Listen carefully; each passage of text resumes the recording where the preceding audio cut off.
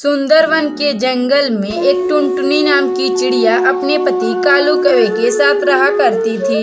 टुनटुनी चिड़िया जो एक गर्भवती चिड़िया थी और वह सारा घर का काम किया करती थी। कालू कौवा जो हर गांव में जाकर समोसा बेचा करता था। इस तरह टुनटुनी चिड़िया और कालू कौवा खुशी खुशी रहते थे। एक दिन कालू कौवा के दुकान के सामने एक कल्लन कवि जो अपना एक नए समोसे का दुकान लगा देती है। समोसे ले लो, समोसे, गर्मा गर्म समोसे ले लो। अरे ये क्या कल्लन भाभी, आप अपना दुकान यहाँ क्यों लगाई है? यहाँ तो मैं अपना समोसे का दुकान लगाता हूँ। अरे देख कालू, तुम अपना दुकान कहीं और लगाना शुरू कर दे, अब मैं यहाँ अपना समोसे की दुकान लगाऊंगी। अरे ये क्या कल्लन भाभी, आप तो नाइंसाफी कर रही हैं। फिर वह कल्लन कवि कालू कौवा को वहां से दुकान लगाने के लिए मना कर देती है। कालू कौवा के चले जाने के बाद सभी पक्षी कल्लन कवि की दुकान से समोसे खाने लगते हैं।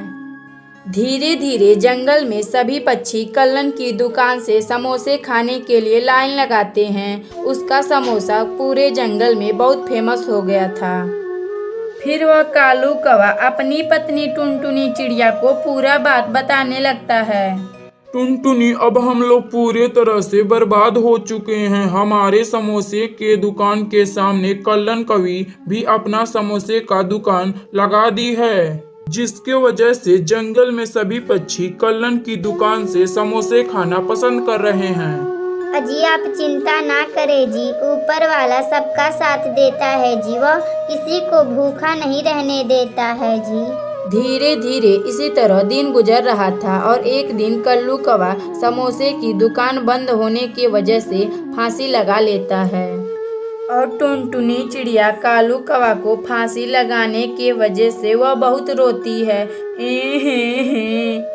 अजी ये आप क्या कर लिए जी, मैं अपना जीवन अब कैसे गुजारूंगी और कहाँ जाऊंगी। कुछ ही दिन इसी तरह गुजर जाते हैं। एक दिन टुनटुनी चिड़िया एक अंडा देती है और वह कुछ ही महीनों बाद उस अंडे में से एक नन्ही चिड़िया बाहर निकलती है। अरे ये कितनी प्यारी बच्ची है, बिल्कुल मेरे पर गई है, क्यों ना मैं इसका नाम टूनी चिड़िया रखती हूँ। फिर वह टुनटुनी चिड़िया अपनी बेटी टूनी चिड़िया के साथ रहने लगती है और एक दिन टुनटुनी चिड़िया की बेटी टूनी चिड़िया एक मोमोज पाती है और वह उसे लेकर अपने घर आती है। मम्मा ये देखो मैं मोमोज पाई हूँ, क्यों ना मम्मा हम लोग भी एक मोमोज का ठेला लगाते हैं। तुम ठीक कहती हो बेटी, अब हम लोग एक मोमोज की दुकान लगाएंगे। फिर वह टुनटुनी चिड़िया एक मोमो का ठेला बनवाती है और मोमो बेचने लगती है। टुनटुनी चिड़िया अपनी बेटी टूनी चिड़िया के साथ खुशी खुशी रहने लगती है। अगर आपको यह कहानी अच्छी लगे तो वीडियो को लाइक करें और चैनल को सब्सक्राइब करें और बेल आइकन को दबाना ना भूलें। यह कहानी सुंदरवन जंगल की है, जहाँ बहुत सारे पक्षी रहा करते थे। उसी जंगल में एक कालू नाम का कौवा अपनी पत्नी सुंदरी कवि के साथ रहता था। कालू कौवा पहले अपनी पत्नी सुंदरी कवि को बहुत प्यार करता था, लेकिन अब कालू कौवा अपनी पत्नी सुंदरी कवि को भी बांझ होने का ताना दिया करता था। दरअसल सुंदरी कवि के यहाँ कोई संतान नहीं थी और इसी वजह से जंगल के सभी पक्षी उसे बांझ बांझ कहकर बुलाया करते थे।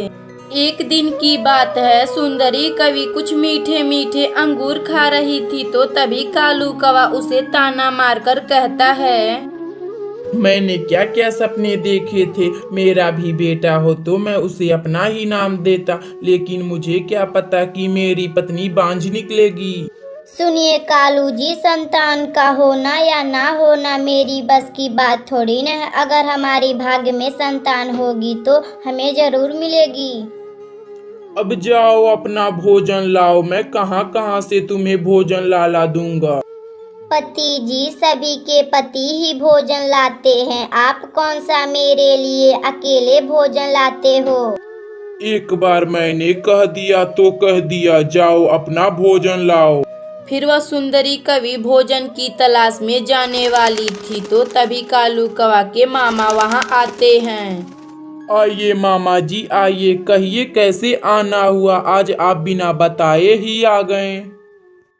अरे कालू, तुम्हारी मामी मुझे भेज दी है कि जाओ कालू कौवा से पूछ कर आओ उसकी पत्नी सुंदरी कवि को एक भी अंडे हुए कि नहीं हुए।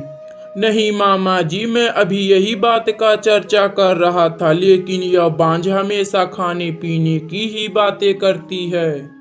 अजी आप क्या अनाप शनाप बोल रहे हैं जी। आपको पता है कि मैं पूरी पूरी रात रोती हूँ कि मेरी संतान कब होगी। शादी के बाद हर कवि का इच्छा होता है कि वह भी माँ बने। कालू, मेरे पड़ोस में एक कवि रहती है, उसकी भी उम्र कम है, वह शादी करना चाहती है, उससे मैं तुम्हारी बात की हूँ। मामा जी ये आप क्या बोल रहे हैं? आप मेरे घर सौतन लाने वाले हैं? तो क्या करूं, जब तुम एक बांझ हो गई हो तो आज तुम्हारी शादी के 3 साल बीत गए और तुम्हारा एक भी औलाद नहीं हुआ। मामा जी मेरी तरफ से हाँ है, आप जल्दी से जाएं और बात पक्की करें। उस कवि से मैं कब तक इस बांझ से पीछा छुड़ा दूं। फिर वह अकेली सुंदरी कवि हो जाती है और उसे वह बात बर्दाश्त नहीं होता है तो इसीलिए वहां से वह चली जाती है। इधर कालू कौवा और उसके मामा शादी के बातें कर रहे थे। कालू, बात तो मैंने पक्की कर दी है, तुम कल आना, उसे विवाह कर ले आना, वह तुम्हारे घर को अच्छा संभालेगी और फिर जल्दी ही तुम्हारे घोंसले में छोटे छोटे बच्चे होंगे।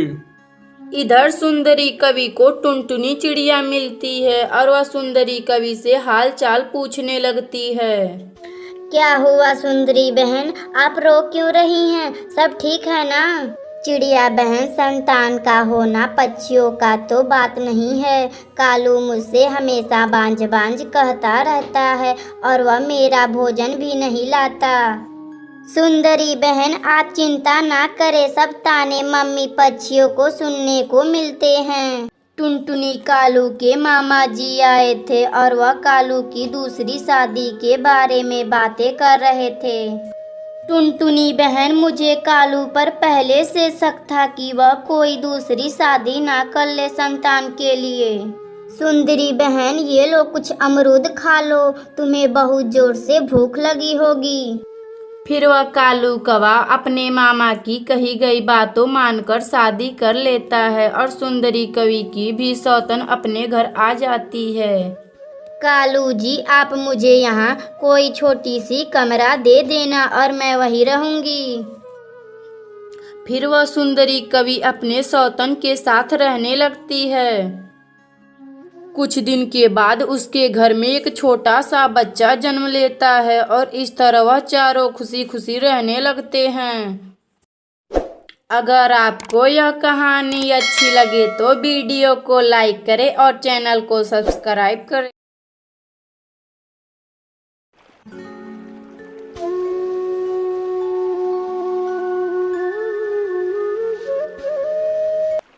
चंपकवन के जंगल में एक कल्लन कवि अपने पति बंटी कबूतर और अपने बेटे कालू कौवे के साथ रहती थी। कालू कौवा जो शहर में जाकर बड़े कंपनी में काम करता था, एक दिन कालू कौवा एक टुनटुनी नाम की लड़की से शादी कर लेता है। जब कालू कौवा शादी करके अपने घर आया तो अपनी माँ से कहता है, माँ मैंने शादी कर लिया है एक टुनटुनी नाम की लड़की से, मैं आप लोगों से आशीर्वाद लेने आया हूँ। बेटा, तुम्हें मेरा आशीर्वाद कभी नहीं मिलेगा, तुम्हें हम लोगों ने अपना पेट काट कर पढ़ाया लिखाया और तुम आज बिना पूछे शादी कर लिए। तुम यहाँ से चले जाओ, दोबारा मेरी नजरों के सामने कभी भी मत आना, आज से हम लोग तुम्हारे लिए मर गए हैं। माँ जी आप ऐसा मत कहिए। पिताजी आप माँ जी को कुछ समझाइए ना, आप खामोश क्यों हैं? तभी कालू का बाप कहता है, अरे बंटी, मेरी नजरों के सामने से तू चला जा। फिर वह कालू कौवा और टुनटुनी चिड़िया दुखी मन से वहां से चले जाते हैं। फिर कालू कौवा और टुनटुनी चिड़िया एक जगह पर बैठ जाते हैं तो तभी टुनटुनी चिड़िया रोने लगती है। ये सब मेरे वजह से हुआ है जी, मेरे कारण आपके माता पिता आपसे नाराज हैं, सारा दोष मेरा है। बंद करो अपने पे दोष लेना टुनटुनी, चलो अब हम यहाँ से चलते हैं शहर में, एक किराए का घर लेकर वहाँ रहेंगे। फिर कालू कौवा अपनी पत्नी टुनटुनी चिड़िया को लेकर शहर में जाता है और किराए का घर लेकर रहने लगता है। अजी अगर सासू माँ हमारे साथ रहती तो हमें कितना अच्छा लगता, मैं तो इसके बारे में सोच नहीं सकती। यह क्या बोल रही हो टुनटुनी, उन लोगों को हमारा परवाह नहीं तो हमें उनसे क्या आशा करना।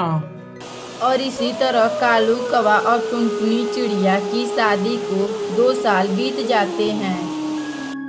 कुछ दिन बाद टुनटुनी चिड़िया 2 अंडे देती है, उनका बहुत ख्याल रखती है। 1-2 महीने बाद उन अंडों में से 2 बच्चे बाहर निकलते हैं। टुनटुनी चिड़िया अपने बच्चों को देखकर बहुत खुश होती है। इस तरह धीरे धीरे कुछ दिन बीत जाते हैं और एक दिन कालू कौवा बीमार पड़ जाता है। टुनटुनी, अब लगता है कि मैं नहीं बचूंगा, अगर मैं मर जाऊं तो तुम माँ बाबूजी के पास चली जाना। अरे आप क्यों अनाप शनाप बोल रहे हैं जी, डॉक्टर तो आपको दवा दे दिया है, आप जल्द ही ठीक हो जाएंगे। इस तरह कुछ दिन बीत जाते हैं, अचानक कालू कौवा का मौत हो जाता है। टुनटुनी चिड़िया अपने बच्चों को लेकर अकेली रहती है और बहुत रोती है और अपना सामान बांधने लगती है। माँ आप कहाँ जा रही हैं, मुझे तो कुछ समझ नहीं आ रहा। बच्चों मैं तुम्हें लेकर दादी दादाजी के पास ले जा रही हूँ। दोनों बच्चों यह बात सुनकर बहुत खुश होते हैं और मन ही मन में हंसने लगते हैं। फिर टुनटुनी चिड़िया अपने बच्चों को लेकर अपने ससुराल आ जाती है। क्यों रे डायन, तुम्हें मेरे बेटे को खाकर तुम्हें चैन नहीं मिला कि अब हम दोनों को भी तुम खाने आई हो। फिर वह बबली कबूतरी टुनटुनी के बेटे को रख लेती है और उसकी बेटी और माँ को बाहर निकाल देती है। फिर वह टुनटुनी चिड़िया अपनी बेटी को लेकर वहाँ से आ जाती है और वह एक पेड़ पर बैठ जाती है। माँ अब हम लोग कहाँ जाएंगे?